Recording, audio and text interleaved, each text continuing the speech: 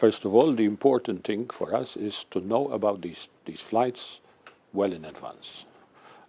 We need to know when they come into Europe, where they come into Europe, which routes they're going to use, so that we can integrate them into the overall European system. Each air traffic service provider, air navigation service provider, along the way needs to know about these flights so that they have the right data on these, and so they can handle them. Now, getting the information from the exact information about the flight means that we have to have an exchange of data with different countries. These countries are a lot of countries where the traffic originates. So we try to do it per region, per region. So we have traffic from the US, from the FAA, from Canada. That is an exchange of information that we have established since a while. So there we know an aircraft which just takes off from JFK, from New York, we know once it's airborne when it will enter the European system. And we can then provide this information to the air traffic controllers along the way. For other countries, for other regions, we don't know. So the traffic is only known to the European system maybe 20 minutes before. That means that those air navigation service providers are not sure about how many they will get, and in order for them not to be overloaded, they have a sort of buffer, just in case these flights come. And that's a waste. That's a waste of scarce capacity that we have. So the most important thing is getting the information about the flights. There's another important point in case of disruptions. If you have a major disruption in Europe, then we need to the European system will inform all the airlines, all the European airports.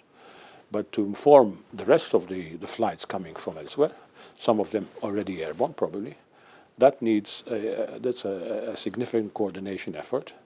And so it is important for us to make sure that we have the information of who's coming so that we can then coordinate with the regions, the adjacent states to Europe, that basically maybe they have to be delayed, maybe they cannot operate at a certain airport, warn the operator, the aircraft operator, that maybe one airport is closed and they might have to go to another airport. All this is needed for the airlines and the air traffic control system. I think Europe has been doing this for more than 20 years. In the 80s, there was a serious traffic congestion, delays were high, and in Europe we set up a flow management system, which has now evolved through to the single European sky, to the network manager, a European network. But the experience is there, and this is recognized. We are asked time and time again to explain what we do in Europe and to provide advice on whether this model for Europe can it be applied to other regions, or what sort of variation. It is difficult to apply the European model to other regions because of the political situation. You know, we are in Europe. We are for the NM area, for the network manager area, we're 41 states. Now we add Israel and Morocco, so it's 43 states. So we have a strong coordinating role. That is maybe a model that could be used by other regions. But politically, to get an agreement of 41 states, or even less, much less, but even less, you know, who decides on certain things, who pays for certain things, you know, where is the building, where is the equipment installed? That is all significant decisions that need also a political willingness to do it. The need is clear. The need is obvious. I take the Middle East as an example. The Gulf area, the traffic there is increasing.